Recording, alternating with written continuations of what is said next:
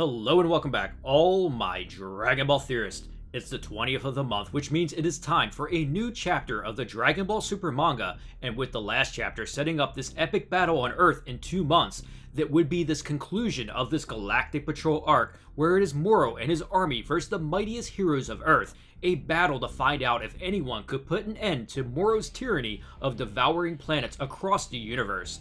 There has been a lot of build-up suspense on who would show up and fight.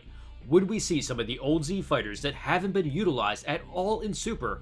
The answer is yes. The very first panel of the Dragon Ball Super Manga chapter 56 starts off with the title, Warriors of Earth Assemble. This is giving me that Avengers Endgame vibe, which was the most epic fight to ever be witnessed on the big screen. We then kick off this chapter with everyone who is available from the Galactic Patrol arriving on Earth to aid them in this do-or-die battle to decide the fate of the universe. I really love this widescreen shot before the conversations begin of everyone prepared to fight. If you thought Tien, Chaozu, and Yamcha might join to lend a hand in the 2 months they had to prepare, you are correct. For me, this just makes it a little bit of a DBZ nostalgic moment where literally everyone gets involved in this chapter, with a few surprise fighters that show up later.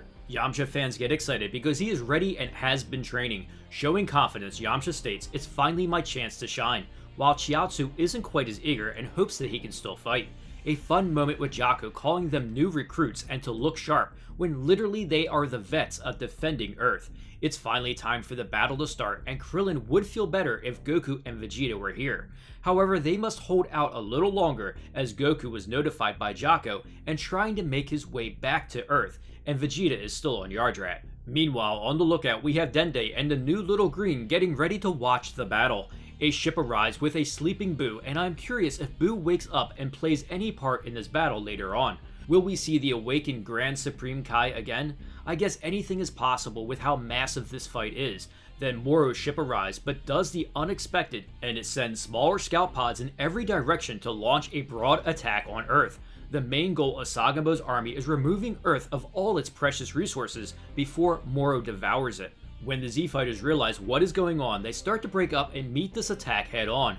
Master Roshi catches a ride on Krillin's back, and they wish Piccolo and Gohan luck with the main assault. Tien and Chaozu as well are a team, while Yamcha splits off on his own. Don't worry, I know what you're thinking. Yamcha alone to fight someone might not be good. Times have changed, and we aren't going to have any type of situation like that develop. The Galactic Patrol decides to split up as well and assist Earth's warriors, so Agent Yamcha has backup and he has been training. But first, we get the rematch of Krillin against Yamba. However, he isn't alone and has the 3 deadly female fighters that were scavenging other planets with him. They don't seem very interested in Yamba's duel and want to have fun destroying something and decide to split off. Krillin, being the battle tactician he is, devises a plan with Roshi that Yamba is faster than he looks, so they should rush him together. Master Roshi giving his pupil some advice. Krillin, you can't go relying on your old master for everything. I'm betting you can handle this chump alone. So Master Roshi is off to wrangle those nasty babes, leaving Krillin wide open to get whacked with a vicious attack from Yamba. He does recover though, and I do think he will be fine in this fight. Now the rematch we all been waiting for. Let's be honest, Gohan looked great in this fight against 7-3 last time. Gohan had him beat easily, and if it wasn't for 7-3 being able to store up to 3 fighters' powers and having Moro's absorption technique, then Gohan would have won. Are they more prepared this time, as Piccolo asks Shimoreka if he is alone? However, he grins and says, "You wish." Then we see the artificial lifeform 7-3 materialize right behind Gohan and Piccolo, grabbing their necks. They are in complete shock, and I couldn't believe it either. However, it wasn't their fault, as we learned that 7-3 had copied the powers to be invisible to get behind them. He is also an artificial lifeform, so they couldn't detect his ki. So Jaco really needs to lighten up here, and I give them a pass for letting their powers get copied. However, as we remember, all the training and powers over the last 2 months have now been copied by 7-3, so will we have the same ending as last time? Well, 7-3 launches Piccolo's special beam cannon to destroy them with their own move, except Gohan and Piccolo look at each other and nod, because it is time to unleash something never seen before, the result of their training in preparation for this specific battle. Gohan creates an energy shield to stop the attack while Piccolo charges his own attack, which is called the Demon Light of Death. This combined attack overwhelmed 7-3 and leaves him standing there, reminiscent of Perfect Cell when he met the fate of Vegeta's final flash. Shimareka is in shock and asks how can this be happening, which Gohan responds, "We were totally ready for him to copy our abilities." In disbelief, he orders 7-3 to switch to Gohan's power since he is stronger, and we get some awesome artwork in the following panels of Gohan avoiding the energy attacks while Piccolo retaliates with his own. Then when 7-3 goes to block the incoming attack, Gohan lands a devastating punch. This is where we learn the secret of their training. They are using combo moves since 7-3 can only use one set of powers at a time, so there is no way he can dodge attacks from a duo. Gohan and Piccolo now launch their combined attack, Demon Flash of Death. There is nothing now that 7-3 can do, except watch this entangled energy beam incinerate him. Now he is all but defeated, but the fight isn't over yet, as he starts to regenerate. Gohan and Piccolo want to put an end to their adversary now, before he switches to Moro's absorption powers. However, it's too late. In desperation, 7-3 switches over to Moro's abilities and goes to drain them of their energy, but the two fighters he has his hands raised at aren't Gohan and Piccolo. They both receive vicious kicks to their heads, and the surprise fighters finally make their entrance to lend a hand in the manga. It is none other than the androids 17 and 18. Android 17 asks which one's that 7-Eleven guy, which 18 responds, likely the one you kicked because they said he has no emotions. We now find out Earth's trump card, and Piccolo says that they are the only ones that can finish this fight since they don't have ki. Shimareka seems confused. No chi? What's that mean? Jaco states, oh duh, 7-3 can absorb energy from the androids. Okay everyone, just when you thought we were finally done with how the energy of the androids works, we have this. First, since I see comments on the word chi, just realize that chi and ki are the same thing. So whether it's chi like they say in the manga, or ki talking about energy in the anime, it's exactly the same. Now this brings up another issue because yes, the androids don't have traditional ki energy, but they do have Genki, which is life force energy since they are part human. As we know, they gave Genki energy to Goku at the Tournament of Power. Now Moro can absorb ki energy as we've seen him do eating energy blasts, but his main magic is absorbing Genki or the life force of planets.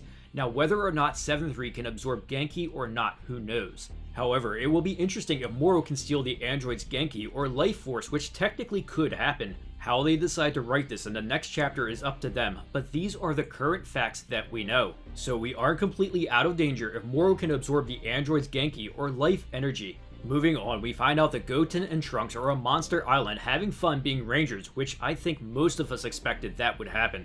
Then finally we see Moro get up from his chair, and again, I get this Avengers Thanos vibe when he was pissed off with people failing to collect the Infinity Stones, so he states, fine, I'll do it myself.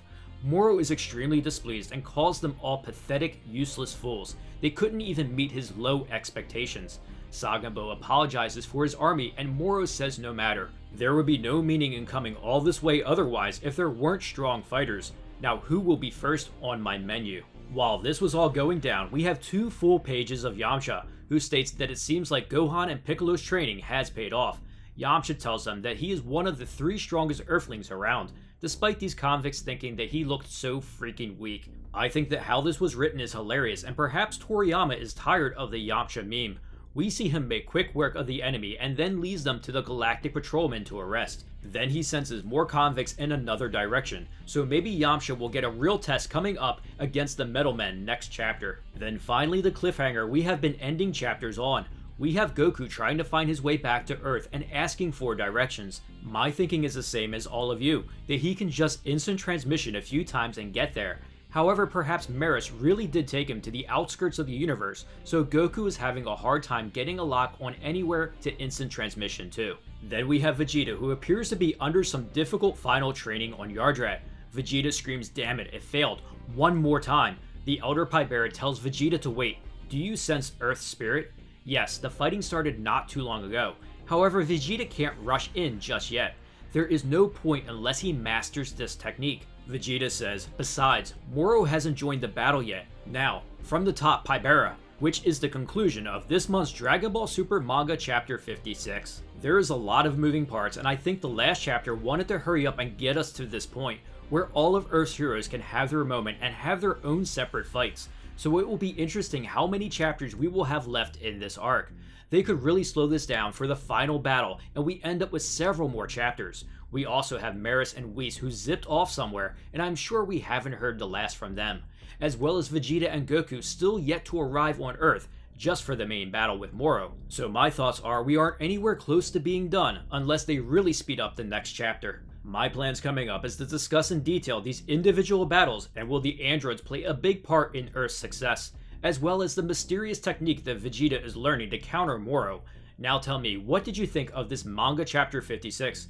What was your favorite part? I always love to hear your thoughts and theories in the comments below. If you enjoyed this video, don't forget to share it and smash that like button. Also, please subscribe to support the channel and turn on that notification bell to keep those theories coming.